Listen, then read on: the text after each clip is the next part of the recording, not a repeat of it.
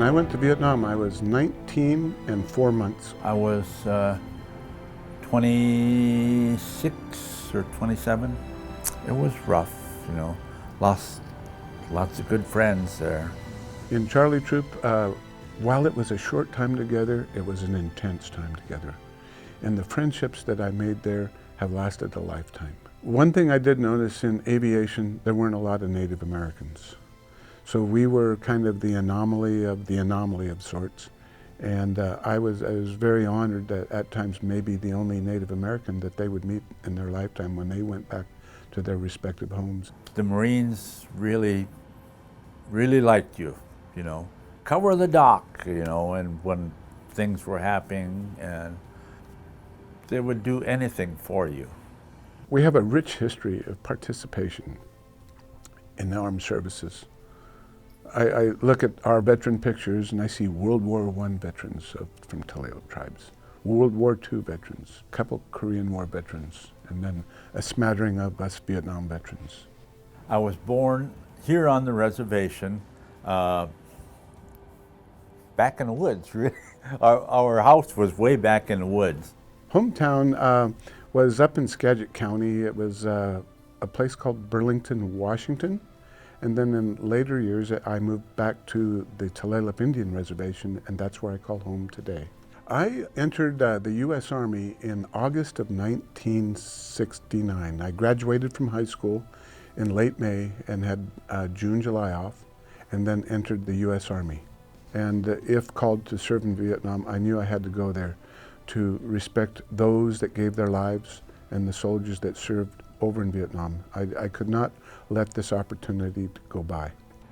I got out of the Navy and I was working as an X-ray tech because I was trained in the Navy as an X-ray tech. Every morning when I'd go to work, I would pass this recruiting station, you know.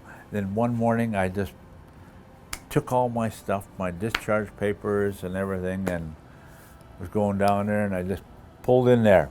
I had taken enough tests through the Armed Forces Qualification Test, the AFQT, to qualify for flight school. And I told him I wanted the Field Medical Service School. He was kind of dumbfounded, the recruiter, because he says, "You know what's going to happen to you?"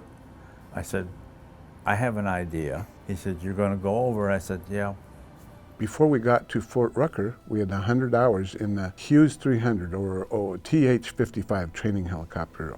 So we got to Fort Rucker, Alabama, and then we got 100 hours in Huey's and then some instrument training. And they always told us to get on the safe side, but I always got on the side that, you know, was protecting him. And that was just our way. We did that. We all did. All the corpsmen did. I put in for the first cav because my flight instructor at Fort Walters was a slick pilot with the first cav. The next thing I know, we're in Benoit, and then going into the first cav for about 4 days of orientation before I got assigned my unit. And so I was really wanting to maybe fly slicks, but I got assigned. I heard I got assigned to the 1st and 9th, and I immediately went and got a 5th of whiskey to bribe the clerk to say maybe I could be a slick pilot.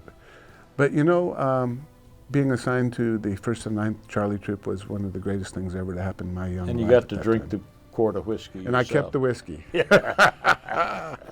So I went to Hotel Company, 2nd Battalion, 4th Marines, October 17th or something like that. 1967. It was in October 1970. 70. Yeah, because flight school was approximately 9 months long. Phuc Vinh is where I got assigned, and I went in up to squadron headquarters, and there was 2 Chinook blades next to squadron headquarters. So I looked up at the very top of the blades, and their first war that or battle that they put on was Pine Ridge, 1857. Ooh. Being part Sioux Indian, I says, I think I've arrived upon a very special unit here. Yeah. The senior corpsman at that time for Hotel Company was assigned me to the 3rd Platoon, and then the whole company went out on patrol. I think 2 or 3 days later, they put our company on a truck and offloaded us, and then we walked up past Contian, and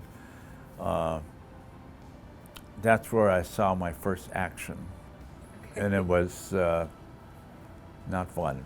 So I was doing a whole lot of nothing for the first 5 or 6 days, and it was hot, it was humid, and I had 350 days to go. And I said, what the heck am I going to do?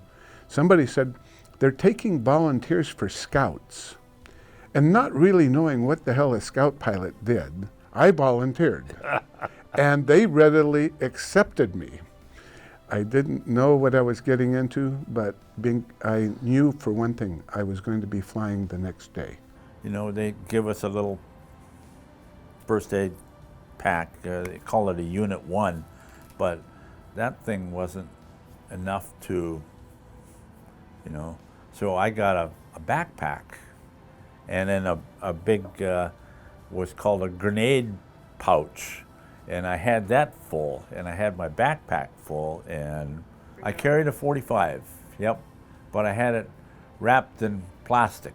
You know, you're laying out there in the rain and whatnot, and you get back and it was all rust and whatnot, and you can take it apart. So I just wrapped it in plastic, and, you know, and I didn't have to do that all. I kept it nice and greased, and I carried lots of dressings and a lot of serum albumin. They gave us 6 syringes of morphine. I didn't smoke at that time, but I always carried cigarettes. Depending on where the guy was hit, he would always ask for a cigarette. We flew what was called hunter-killer missions. And so we would go out with a Cobra and a Loach. That was a 086 Alpha. And you were flying the Loach. Loach. We'd fly out to about 3,000 feet of altitude out of small arms range. Then when we got there, my snake pilot would say, it's time now. And I would drop out of altitude and go down on the deck. Our job, my crew and I, was to follow trails, look for enemy intelligence of any type, whether it be hooches, the trails, recent use, old use, bunkers, bunker complexes, and if we could, we'd catch the enemy right then and there, down on the ground. If the enemy was well disciplined, we had to work hard to get him to fire at us. And I flew in a configuration where I was aircraft commander, pilot, and right directly behind me was my crew chief. Now on my left was our observer. His job was to hold on to a smoke. Soon as we took fire, he let that smoke fall down the ground, and then my snake would begin a roll in with rockets and miniguns blazing. And that would keep the enemy's head down and or do the job, and then we would go right back in afterwards and assess the damage. My best friend got killed covering me, and I kept hollering at him, get down, get down. He just kept on putting clip after clip in he says, I'll cover you, Doc, I'll cover you. And then I said, Bull, get down, you know, I'm done. And I no sooner said that, and he just fell back on me, and he was gone. And that was 4 days before I got wounded. Well, I was very fortunate. I did not get shot down. I got shot up a few times. I had 2 crew chiefs wounded with me within a week, and thank goodness they both survived.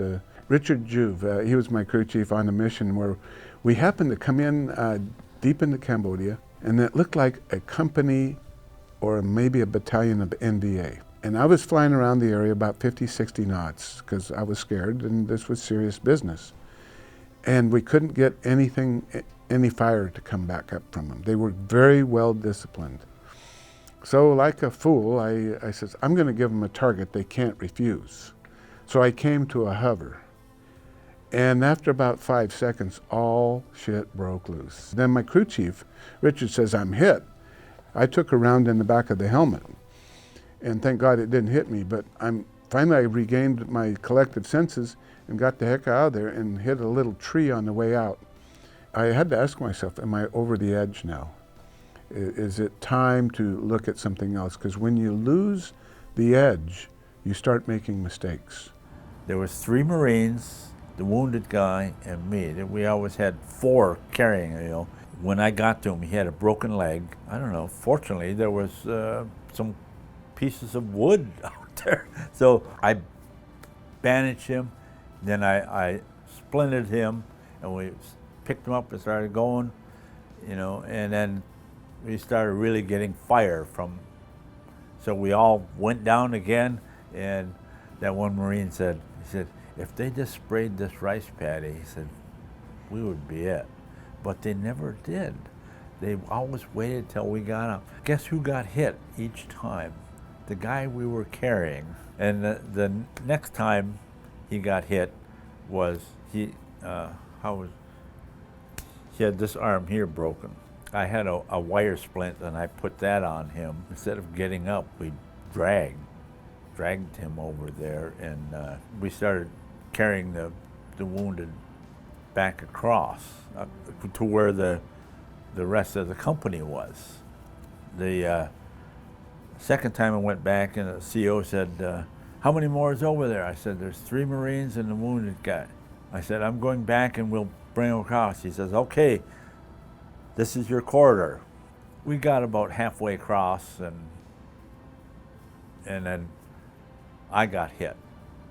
I felt myself moving, and this guy with a broken leg and a broken arm and the belly wound, he was dragging me. I was hit, the bullet went in over here, and let's see, we must have been doing a zag that way, and the bullet went in over here, and it's right in my, still in my hip. It went across and hit my lower pelvis and whatnot. And I was now going home perhaps a changed person. The combat that I'd seen, the friendships that I'd made, now I was leaving them behind and going home, and not sure what to expect when I got home. But I think more than anything, I wanted to be welcomed home. And that wasn't going to happen. It was tough. I wanted to be so proud of serving our country. But I want to give a thank you to my tribe. Native Americans honor warriors. And there was warrior ceremonies in different tribes across America for their veterans. And that was healing. That was making you whole. And I thank my tribe for that.